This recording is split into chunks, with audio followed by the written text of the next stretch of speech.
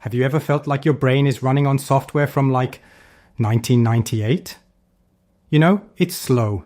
It crashes at the worst possible moments, and its default response to any new idea is that screeching dial-up modem sound.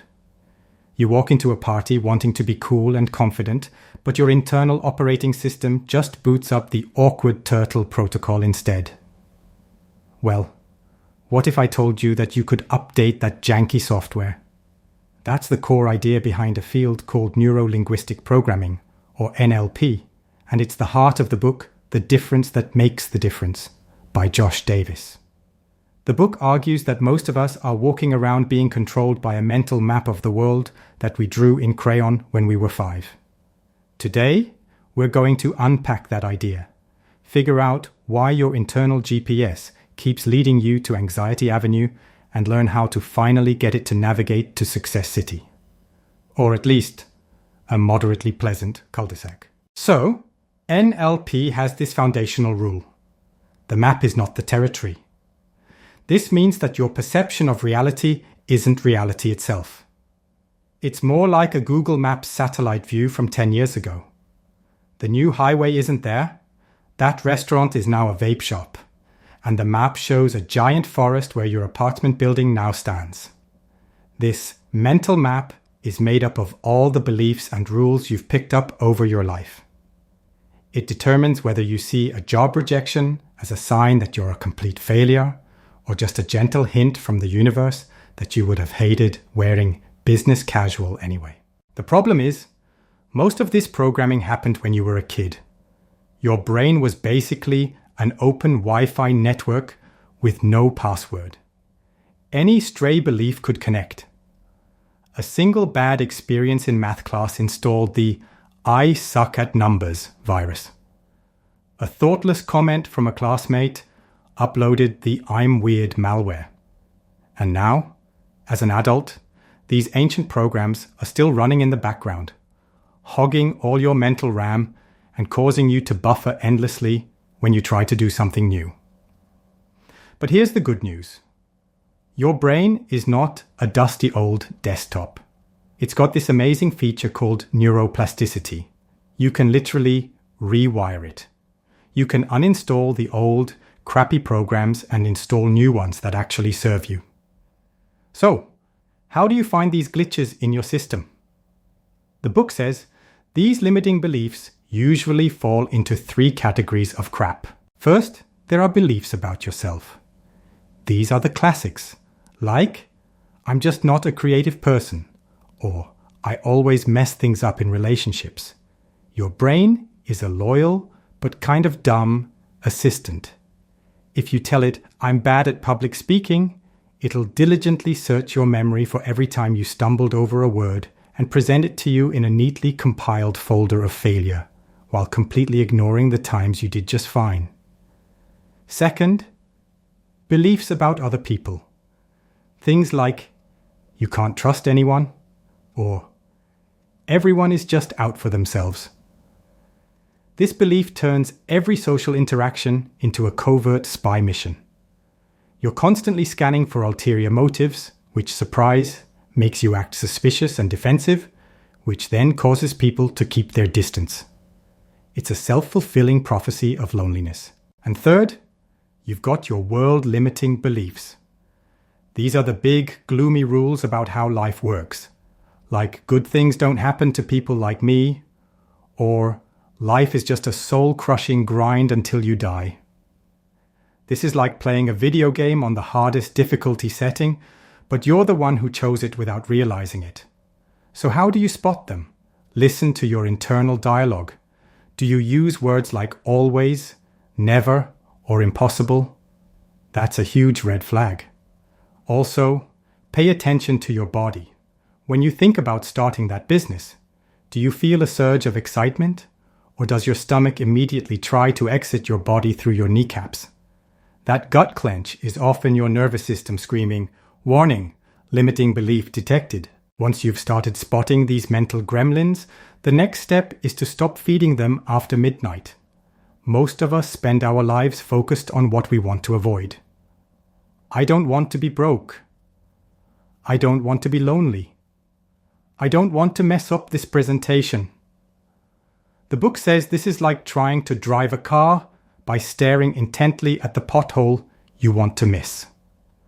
Where your attention goes, your energy flows, and your car inevitably goes.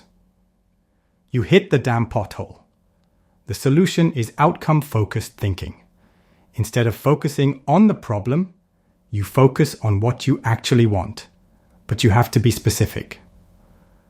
I want to be happy is useless. It gives your brain nothing to work with. It's like telling your Uber driver, just take me somewhere nice. You're going to end up at a gas station with a surprisingly clean bathroom if you're lucky. Instead, get crystal clear. I want to have enough money to pay my bills without that dread sweat and still afford good cheese. Or, I want to finish my project by Friday so I can have a weekend that doesn't involve stress napping. See? Your brain can work with that. It's a target. Now it can start scanning the environment for opportunities and resources to hit that target instead of just scanning for more potholes. Okay, this next one is huge. We need to completely change our relationship with failure. Most of us see failure as a final verdict on our worth. You try something, it doesn't work, and the little judge in your head slams the gavel and sentences you to a lifetime of being a loser. NLP reframes this entirely. There is no failure, only feedback. That's it. Every failure is just a piece of data. It's information telling you, hey, that particular approach was a hot mess. Try something else. Think about how a baby learns to walk. They fall down hundreds, maybe thousands of times. But not once does a baby fall, sit on the floor and think, well, that's it. I'm clearly not a walker. My destiny is to be a crawler. This is my life now. No, they just get their wobbly little butts back up and try again, using the data from the fall to adjust their balance. Successful people don't fail less. They fail more. They're just running more experiments. They're treating life like a science lab, not a final exam. So the next time you mess up, don't see it as a personal failing. See it as valuable research. You just discovered one more way not to invent the light bulb. And speaking of discovering new ways of doing things, if you're getting some valuable data from this video, consider running an experiment by clicking the subscribe button.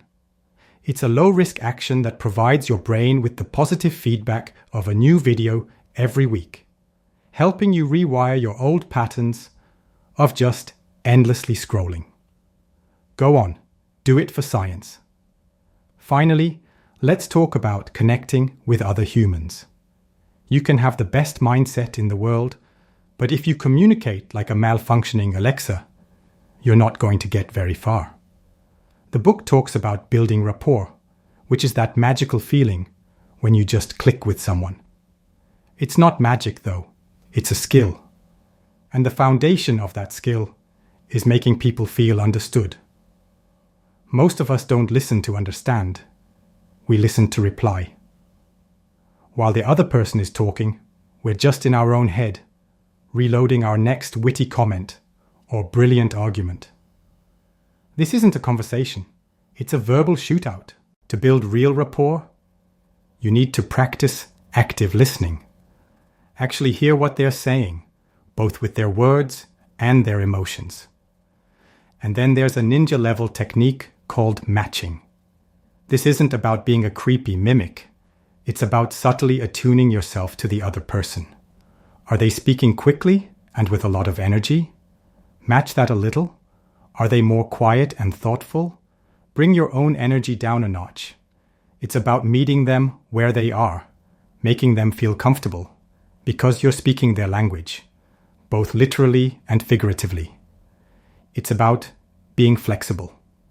Some people want the whole story, the director's cut with deleted scenes.